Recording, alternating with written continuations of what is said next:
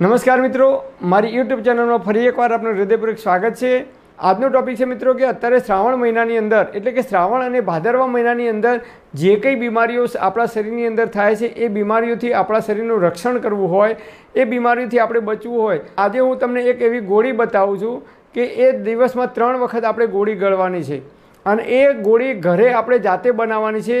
એને આયુર્વેદિક ઔષધિઓનો ઉપયોગ કરી અને એ ગોળી બનાવવાની છે। તો આ ગોળી કેવી રીતે બનાવવી, ક્યારે ખાવી અને કેવા લોકોએ ના ખાવી જોઈએ અને કેવા લોકોએ ખાવી જોઈએ, જેનું વર્ણન આયુર્વેદના ઋષિઓએ આયુર્વેદની અંદર કરેલું છે। શ્રાવણ અને ભાદરવો મહિનો એટલે કે ચોમાસાની ઋતુની અંદર આપણને શરદી થવી, તાવ આવવો, ઉધરસ થવી, વાયરસથી થતી અનેક પ્રકારની બીમારીઓથી અને પેટની લગતી બીમારીઓથી બચવું હોય તો એના માટે આપણે શું કરવાનું? તો એના માટે 3 ટાઈમ આપણે એક ગોળી ગળવાની છે। તો આ ગોળી કેવી રીતે બનાવવાની? ઘરે જાતે જ બનાવવાની છે। દેશી ઓરિજિનલ શુદ્ધ ગોળ, કેમિકલ વગરનો એ ગોળ 250 ગ્રામ આપણે લેવાનો। એક પાત્રની અંદર ગોળ લઈ એને ગરમ કરવાનો, એટલે ગોળ ધીમે ધીમે ઓગળી જશે। ગોળ ઓગળે એટલે એની અંદર 50 ગ્રામ હળદર લેવાની અને હળદર મિક્સ કરવાની। એની અંદર આપણે 20 ગ્રામ સૂંઠ પાવડર લેવાનો અને 20 ગ્રામ કાળા મરીનો પાવડર લેવાનો અને બધાને મિક્સ કરી દેવાનું। મિક્સ કરવા માટે જ આપણે ગોળને ગરમ કરવાનો છે। પછી એ ઠંડુ થઈ જાય પછી એની વટાણા જેવડી અથવા ચણા જેવડી આપણે નાની નાની ગોળીઓ બનાવવાની છે। જો મોટી ગોળી બની જાય તો ચિંતા કરવાની નહીં, આપણે અડધી ગોળી જ લેવાની। હવે આ ગોળી ક્યારે ખાવાની? તો આ ગોળી જમવાની 10 મિનિટ પહેલાં લેવાની અને આપણે સીધે ઉતારી જવાનું નથી, મોઢામાં મૂકી ધીમે ધીમે એને ચગળવાની છે અને એ જ્યારે આપણા પેટની અંદર એનો રસ જશે ત્યારે આપણા પેટની અંદર જઠર અગ્નિ પ્રદીપ્ત થાય છે, અગ્નિ પ્રદીપ્ત થાય છે અને પાચક રસો ઉત્પન્ન થાય છે।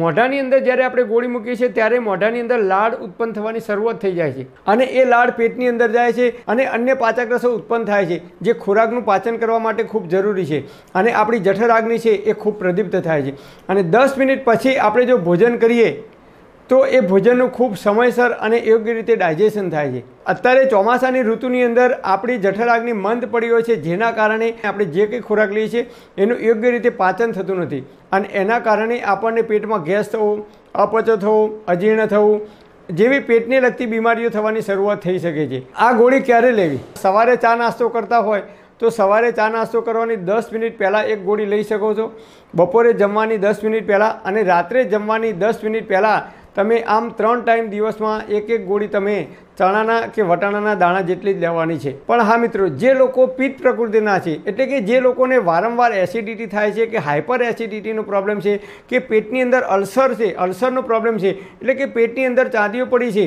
તો એવા લોકોએ આ ગોળીનો બિલકુલ ઉપયોગ કરવાનો નથી અને જે સગર્ભા બહેનો છે એમને પણ આ ગોળીનો ઉપયોગ કરવાનો નથી અને જે લોકોને લાંબા ગાળાની કોઈ બીમારી હોય કે ડૉક્ટરની કે વૈદ્યની દવા ચાલતી હોય તો એવા લોકોએ ડૉક્ટર કે વૈદ્યની સલાહ લીધા પછી જ આ ગોળીનો ઉપયોગ કરવો, કારણ કે આની અંદર ગોળ પણ ગરમ છે, સૂંઠ પણ ગરમ છે અને કાળા મરી, આ ત્રણેય પદાર્થો જે છે, આ ત્રણેય જે વસ્તુઓ છે એ ગરમ છે, ઉષ્ણ છે એનો સ્વભાવ। એટલે જે લોકોને પિત્ત ઓલરેડી વધારે છે કે બીજી કોઈ બીમારી છે એમને એ બીમારીમાં કે પિત્તની અંદર વધારો થઈ શકે છે, એટલે એવા લોકોએ ડૉક્ટર કે વૈદ્યની સલાહ લીધા પછી જ આનો ઉપયોગ કરવો, નહીં તો પિત્તમાં વધારો થશે તો શરીરની અંદર ફાયદાની જગ્યાએ નુકસાન કદાચ થઈ શકે છે। એટલે ખૂબ સાવધાનીપૂર્વક આનો ઉપયોગ કરવો।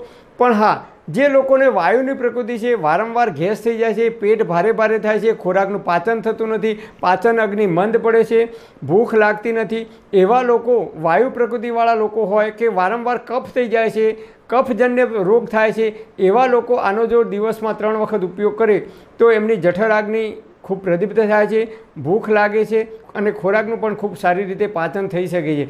આ ગોળી ખાવાથી આપણી જઠર અગ્નિ પ્રદીપ્ત થશે તો આપણી પાચન ક્રિયા પણ ખૂબ એક્ટિવ થશે અને પાચન ક્રિયા એક્ટિવ થશે તો આપણી જે ઇમ્યુનિટી સિસ્ટમ છે, રોગ પ્રતિકારક શક્તિ છે એ પણ પાવરફુલ થશે અને જો આપણી રોગ પ્રતિકારક શક્તિ પાવરફુલ થશે તો ચોમાસાની અંદર એટલે કે શ્રાવણ અને ભાદરવા મહિનાની અંદર જે વાયરસથી થતી બીમારીઓ છે, તાવ આવવો, શરદી થવી, ઉધરસ થવી અને અન્ય પ્રકારના બેક્ટેરિયા અને વાયરસથી થતી જે બીમારીઓ છે એ બીમારીઓથી આપણે બચી શકીશું। પણ હા મિત્રો, તમારે કોઈ ડૉક્ટરની કે વૈદ્યની દવા ચાલતી હોય તો ડૉક્ટર કે વૈદ્યની સલાહ લીધા પછી જ આનો ઉપયોગ કરવા માટે વિનંતી, કારણ કે આયુર્વેદ પ્રમાણે દરેક માણસના શરીરની પ્રકૃતિ અલગ અલગ હોય છે, એટલે કોઈને માફક આવે અને કોઈને માફક ના પણ આવે। પરમપિતા પરમાત્મા આપ સર્વેને તંદુરસ્ત અને નિરોગી રાખે એવી હૃદયપૂર્વક મારી પ્રાર્થના। Thanks for watching my video. Thank you.